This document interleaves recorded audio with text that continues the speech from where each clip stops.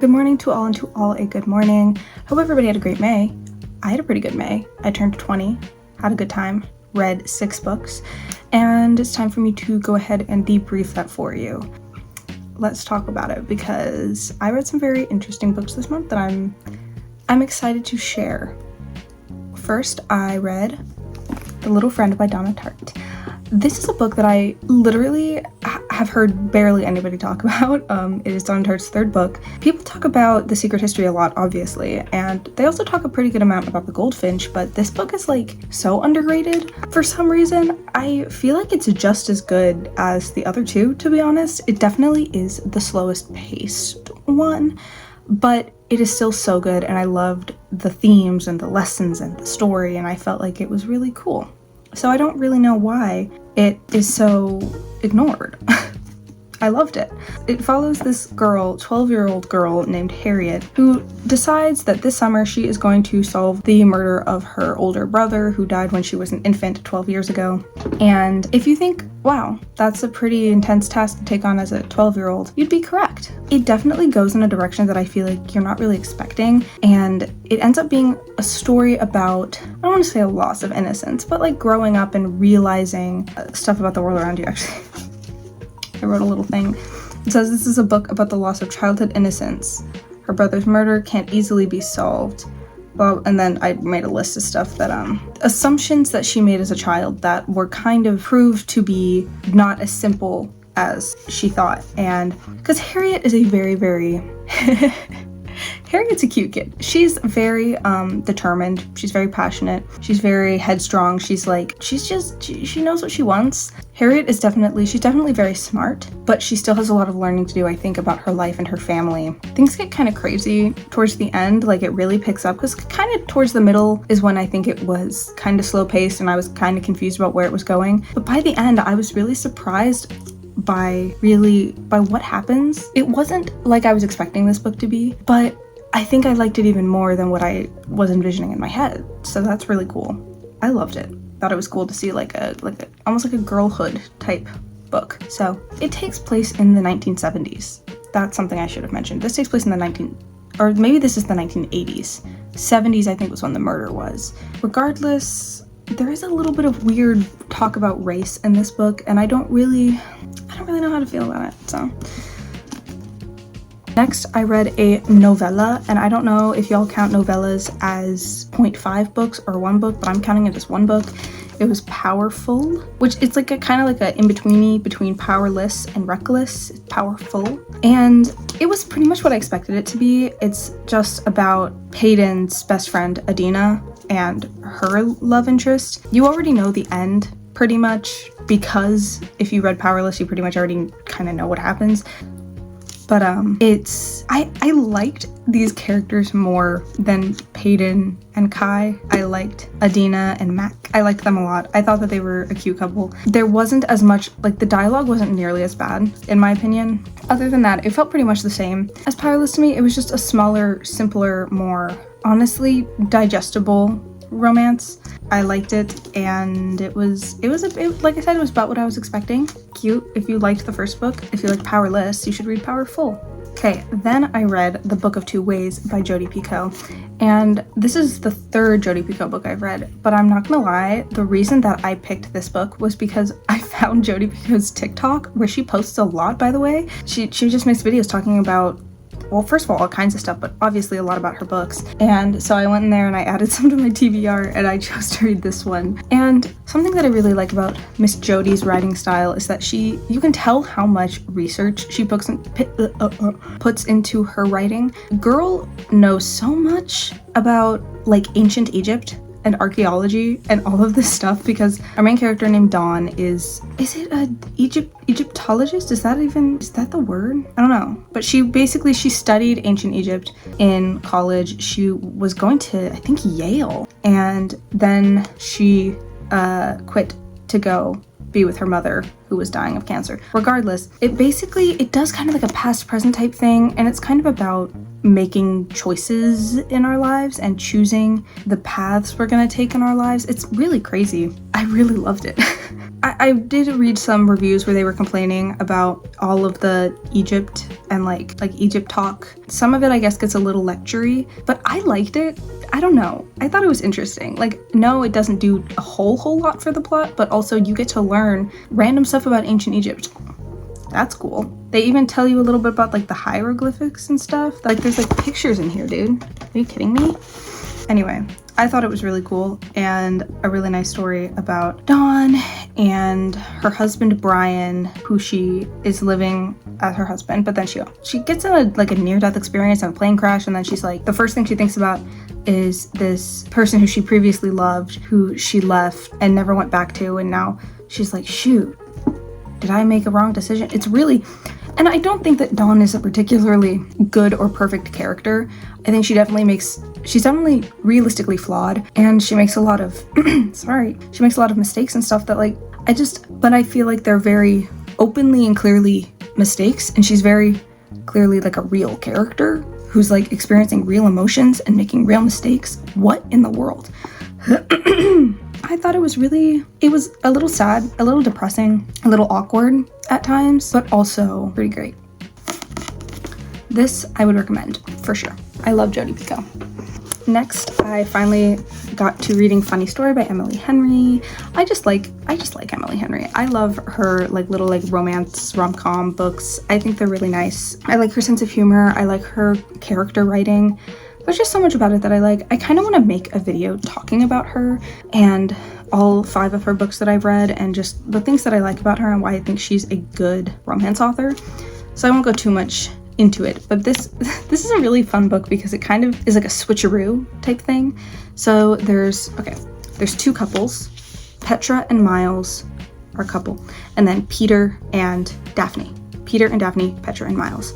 Peter and Petra leave their respective partners for each other and run off, and so Miles and Daphne are left kind of like, dang, that sucks. So they move in together because Miles needs a new roommate to cover rent, and Daphne needs a place to live because Peter kicked her out, kinda. So, and obviously those are our love interests. It is such a crazy plot, and things get crazy, and I really like Miles, dude. He's such a cool guy. Generally, like I said, her character writing is really good, so I felt like all of these characters had a very strong essence, and I really liked it. I thought it was a very nice book, and it gave me happy feelings, and once again, she had some nice little moral messages in there, kind of like life lessons, you know what I'm saying? That's kind of what she do, and I feel like it kind of followed this process of healing and realizing Daphne's dependency on relationships with people. So cool. This is one I would recommend as well, but I would also recommend her 4 other books. So okay, then I read a book that I'm really excited to talk about, gave it 5 stars, Jane Eyre by Charlotte Bronte. Ooh, this is a classic that I'm sure we have all heard of, and I don't know, I saw somewhere somebody talking about how much they loved it, and so I knew it was one of the next classics that I wanted to read, and I really loved it, dude. I am obsessed with this girl. Jane is such a good character, and there's the first multiple chapters are all about her childhood and kind of about how she was raised for the first over 10 years of her life. And I feel like then you can apply a lot of that stuff to the rest of the story, which is technically a romance between her and Mr. Rochester or whatever. It is just a great classic story, and I feel like it's another thing where it's about the choices that we make, and I feel like a lot of the time Jane is trying to decide what she should do, what kind of path she should take, and specifically about the experience of trusting people, trust issues, I really liked it, and one of my favorite classics I've ever read for sure. I had so much freaking fun, dude. This is the kind of love that I just everyone should strive for. There's one point he says a line that just made me lose my mind because it was so good.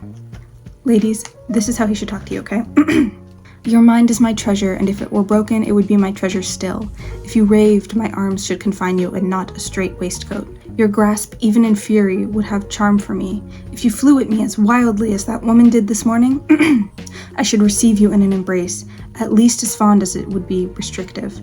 I should not shrink from you with disgust as I did from her, and your quiet moments you should have no watcher and no nurse but me, and I could hang over you with untiring tenderness, though you gave me no smile in return, and never weary of gazing into your eyes, though they had no longer a ray of recognition for me. Beautiful. Beautiful, beautiful. There's so many interesting things in this book, and it would take me way too long to just go on and on and on. So you should go up and look up some kind of like literary analysis about this book because it's so good, and everyone should read it. And then lastly, I read Euphoria by Lily King because in March I read Riders and Lovers, and I really, really liked it. So I kind of knew, like, all right, where is Riders and Lovers? Where'd it go? Oh, it's right there. Duh, I'm stupid. In March I read Riders and Lovers, and I really, really liked it, so I wanted to read this one. Okay. Euphoria is a captivating story of three young, gifted anthropologists of the 1930s caught in a passionate love triangle that threatens their bonds, their careers, and ultimately their lives. It is crazy. It is in the 1930s, and it is somewhat of a love triangle, and they are anthropologists, which is such a unique little scenario. It says inspired by events in the life of revolutionary anthropologist Margaret Mead. So I don't know anything about that person. I do not know the story of her life, but this was crazy. So basically, it takes, there's Nell or Nellie, whatever. She's married to this guy named Fenn. They're both anthropologists. And then there's this guy named Andy, who is the point of view. Andy's the point of view. And he falls in love with Nellie. And then there's also like Fenn. And it's like, it is kind of weird, the like love triangle situation. But it's also really sad. Man, okay. Lily King, you're pretty good. You're pretty good at being sad, in case you didn't know. This book almost had me crying last night, dude. Like it was tough. There's a lot that goes down. The characters are all really interesting, and their backstories and the situations that they're in and the things that they're doing are really interesting. I also find it really, I don't know, this experience of, because they're anthropologists, so they're going to these communities, to these tribes that have, you know, very different cultures than white people, and they're kind of, I don't know, it's weird because they're trying to understand them, but also like, what is there to understand, you know, like just different cultures do different things. I don't know. It's really fascinating to read about the other tribes and stuff, and I don't know about the research of this book and what is like accurate and what is not. I would hope that these are all like accurate descriptions of things and language and stuff like that. But I thought it was very interesting, you know, when it comes to like thinking about their work and what they're actively doing, and when it comes to thinking about their relationships with each other and stuff like that, and also how those things intersect, which is crazy because, you know, both Fenn and Nell, who are a married couple, are both anthropologists, so, you know, they have to kind of balance being together and also working together all the time. It's really good. It is really good. I gave it 4 stars. I feel like I'm being really vague about this book because I don't know how to describe it. I don't know how to properly put into words what happens here. There's just a lot of things happening. I don't know, dude. But it is really good. And I would highly recommend this author, Riders and Lovers and Euphoria. I think I liked Riders and Lovers more, but this book was also so good. And she has the most unique writing style, this tone, the way that like her characters speak, and the little details that they choose to point out are so interesting, and I feel like makes the story so much more alive, which I said similar things when I was talking about Riders and Lovers, but yeah, really, really great. And that's everything. That was just kind of ran through everything real quick. May was a pretty great month for me. Like I said, it was my birthday month, so that was fun. And then in June, here, I will show you the first book that I'm going to read in June because it's duh. I'm reading 7 Days in June by Tia Williams. 7 Days in June. I heard good things about this book. I've been looking for it everywhere. I finally found it. Also, apparently, Jodi Picoult said, smart, sexy. I absolutely loved it. So, Jodi liked it. Hopefully I'll like it. It's cool. I'm excited to see what's in here because I've heard good things about it. So yeah. Have a great life, everybody. Bye-bye.